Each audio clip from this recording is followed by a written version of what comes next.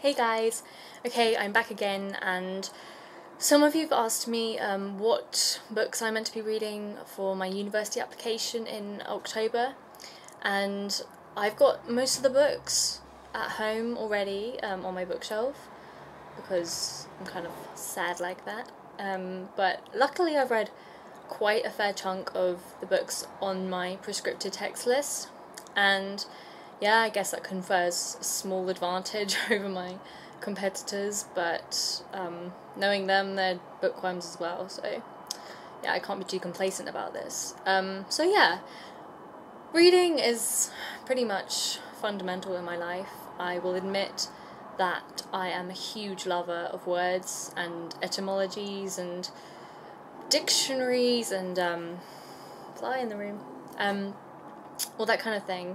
Grammar, lexical studies, oh my gosh, sad as it may sound, but that is the kind of thing that really gets me going.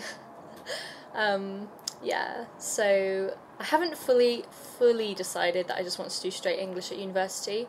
I have been toying with the idea of history of art and philosophy, and even law, but unfortunately I can only really choose maximum joint honours, so I need to think about this pretty soon, because if I'm thinking of taking another subject alongside English, I need to find out now what books I should be reading for the sake of my interviews and my personal statement.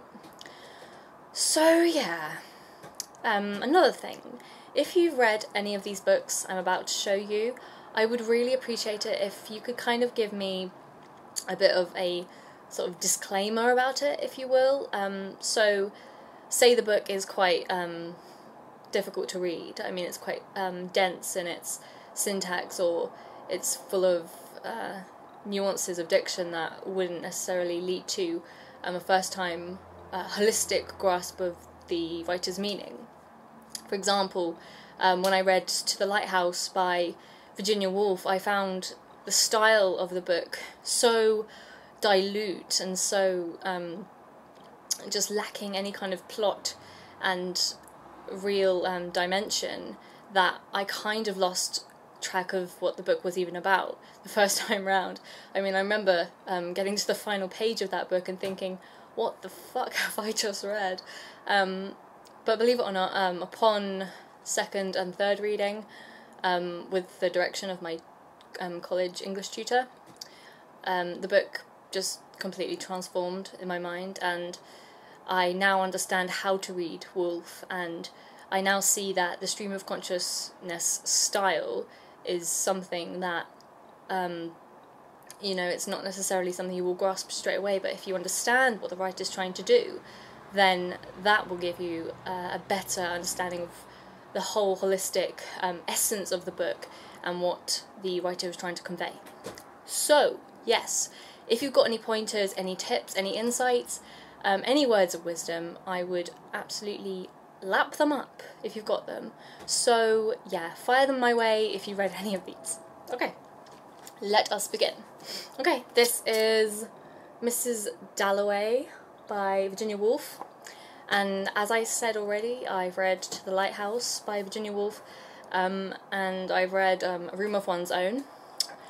I also started reading a book she wrote, a non-fiction book I think.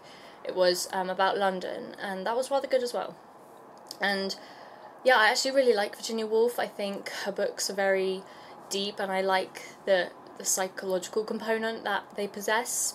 So yeah, Mrs. Dalloway is bound to be a cracker. I think it's written in the same style as To the Lighthouse, which bodes well because I'm now quite familiar with that. So yeah, Mrs. Dalloway. Okay, book number 2. Okay, this is Coming Up for Air by George Orwell, and I am a massive fan of George Orwell. I think the guy is a complete legend. His essays are fantastic, I love them, and I really enjoyed 1984 as well. So I think that bodes well for this little baby. And my English teacher of a few years back actually really recommended this book to me, which is why I bought it in the first place, but bit of a shame I haven't read it yet, but it's not too long, shouldn't take a minute. Okay, the next book is Portrait of the Artist as a Young Man by James Joyce. And I do believe Joyce was writing in a similar style to Virginia Woolf, the kind of stream of consciousness style, which is, well, it takes a lot of getting used to if you haven't read a book in this style already, but after a while I think you really start to just flow with the novels, and yeah, everything just sort of picks up its clarity as you begin to understand more of what the writer is trying to achieve. So yeah, I'm really looking forward to this. I think I need to really read a lot more Joyce. Apparently it's quite tricky and dense, and the guy was just throwing in portmanteau words ad nauseum, so yeah, looking forward to it. Okay, the next novel is Villette by Charlotte Bronte, who is without a doubt my favourite of the Bronte sisters. I'm not so wild about Emily Bronte. I thought Wuthering Heights was meh. I don't know. I mean, there were times in it where I thought, damn, this book is powerful, but at other times I thought, oh my gosh, this is just the most ridiculous and wacko fiction I've ever read. And to be honest, with the books I read, I really don't like reading the supernatural. I hate sci-fi. Oh, that kind of crap just bugs me. Anything fantasy I really absolutely abhor. And it may surprise you that I haven't actually read any Harry Potter, basically because I am repulsed on a very guttural level by that kind of fiction. So yes, anyway, back to Charlotte Bronte. Yes, she is my favourite of the Bronte sisters. Her novels, Jane Eyre and The Professor, were among my favourite novels of all time. But there are a few more that she wrote. I think she was the most prolific of all three sisters. I know that Anne Bronte only wrote one novel, Agnes Grey, and so yeah, this should provide quite happy reading, I think. Yes, can't wait.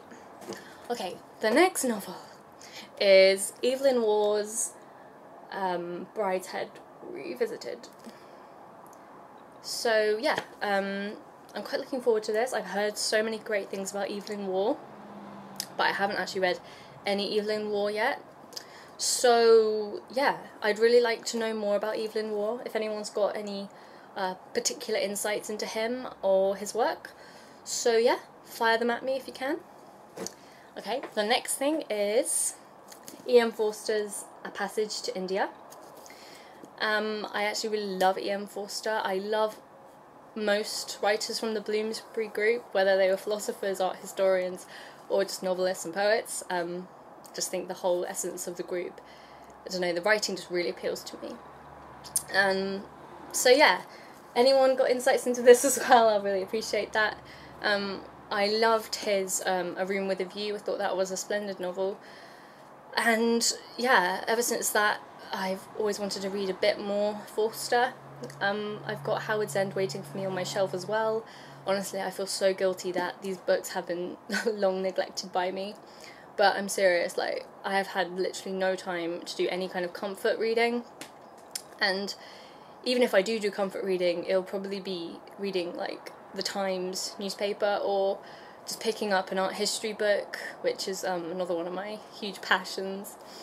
Yeah, so, Forster.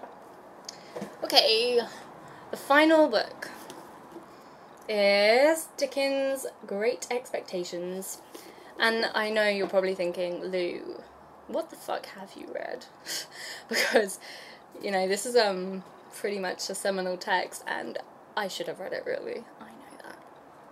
But yeah, Dickens, apparently a wonderful writer. I need to get into him in a big way, because there's a lot of Dickens on most university English curriculums. So yeah, that basically concludes my books for uni discussion thing. There are a lot more books that I need to read, like Paradise Lost, and I think one more tragedy by Shakespeare, because I've read most of Shakespeare's plays as it is. But yeah, anyway, gonna run out of time, so ciao for now, guys. Mwah.